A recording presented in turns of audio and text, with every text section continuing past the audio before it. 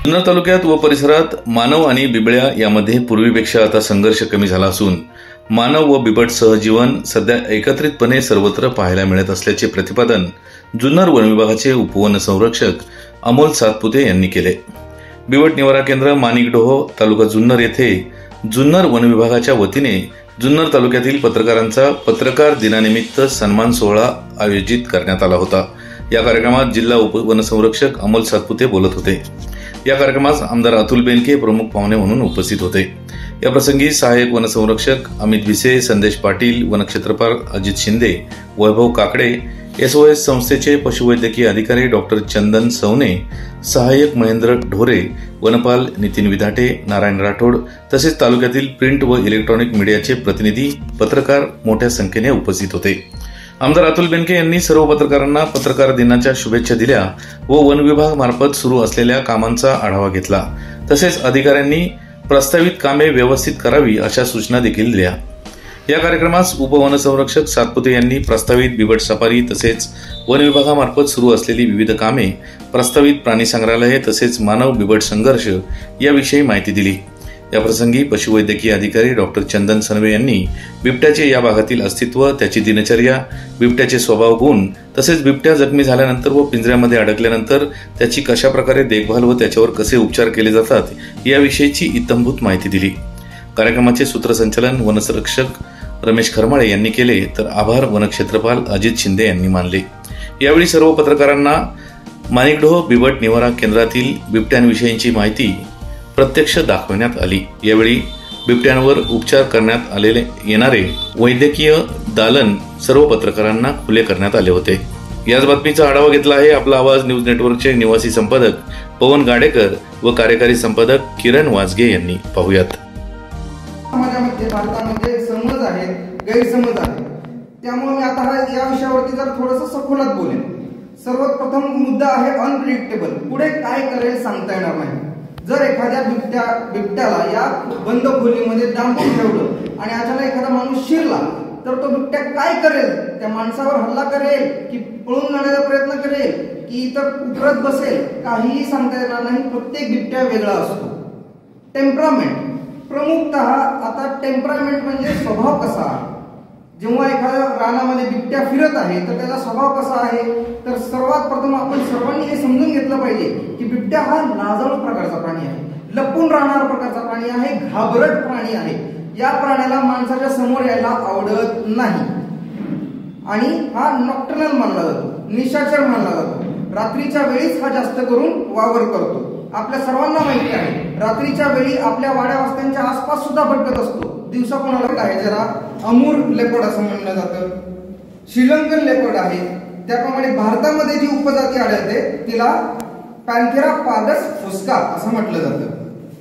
आणि हा असा आहे की मी मूळ जुन्नरमधला नाहीये, त्यामुळे बोलताना एक दोन शब्द मला पुढे मागे होऊ सुद्धा शकतो, त्यामुळे ते समजून घ्या आणि मला सांगा सुद्धा की बाबा इकडच्या भागामध्ये ह्या शब्दाचा अर्थ असा लागत असतो, तुमच्याकडे वेगळा असेल, ठीक आहे।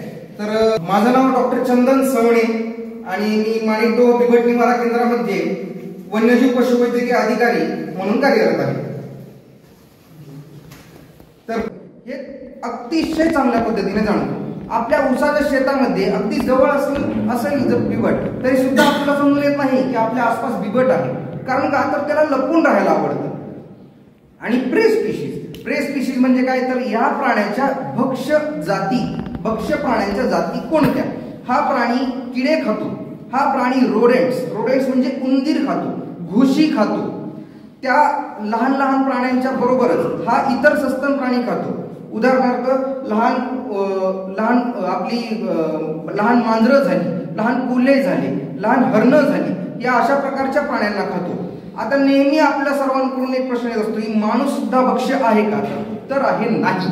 मनुष्य प्राण्यावरती बिबट्या हल्ला करत मुळीच नाही, परंतु चुकून हल्ला होतो। चुकून केव्हा होतो? जेव्हा एखादा माणूस खाली बसलेला असतो, खाली शेतामध्ये उणवा म्हणून काम करत असतो, खाली बसून लघुशंकेसाठी बसलेला असेल, काही भांडी घासण्यासाठी, काही कामाकरिता बसलेला असो, त्यावेळेला जेव्हा झाडावरती चढण्याची क्षमता, हा प्राणी जो आहे त्याच्या वजनाच्या तिप्पट वजन घेऊन झाडावरती चढू शकतो।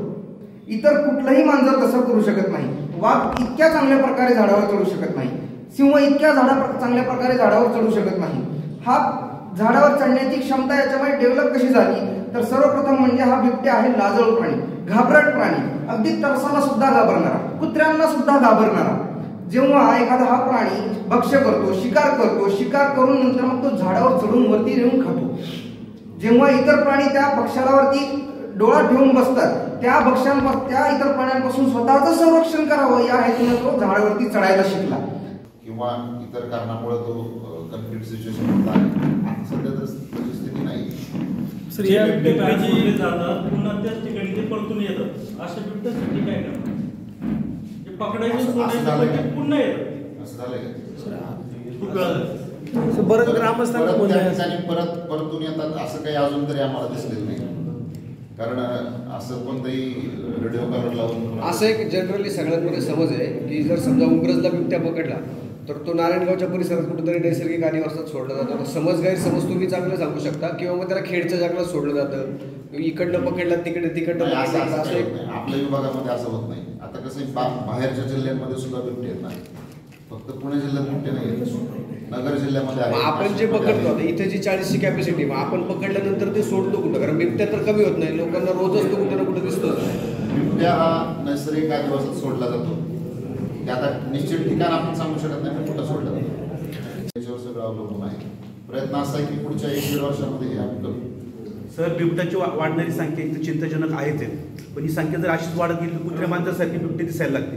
अशा संख्या कंट्रोल करण्यासाठी आपल्याकडून काही कंट्रोल करण्याबद्दल आता हा विषय केंद्र शासनाचा आहे, कारण सर्ववर्ती सूचीमधला विषय आहे. त्याच्यामुळं केंद्र शासनाचे जे नियम असतात तेच आपल्याला फॉलो करायला लागतात. बिबट्यांची संख्या नियंत्रित करण्याबद्दल सध्या तरी कोणतेही धोरणात्मक निर्णय नाही. दुसरा असा प्रश्न आहे की समजा जिथे बिबट्या दिसतो तिथं समजा पिंजऱ्याची मागणी होती, तो पिंजरे आणण्यासाठी त्या गावकऱ्यांनी खर्च करायचा का आपण आपल्याकडून? गावकऱ्यांनी खर्च करायची गरज नाही, असं घडत पण नाही. गैरसमज पसरत असतील, एखादी घटना घडली असेल. आज आपल्याला एक निवाला केंद्र दाखवलं, साहेब तुमचे मनपूर्वक आभार. तुम्हाला खूप धन्यवाद. पत्रकारांचा आज तुम्ही जो गुणगौरव केला आम्हाला खूप समाधान वाटलं. साहेब तुमच्यामध्ये जो चांगुलपणाचा गुण आहे हा आज आम्हाला जाणवला. आम्हाला सुद्धा असं वाटायचं साहेब सुद्धा बिबट्यासारखेच असे रागीट आहे, परंतु आज आम्हाला कळलं की साहेबांचं हृदय खूप मोठं आहे. साहेब आम्ही भारावून गेलो.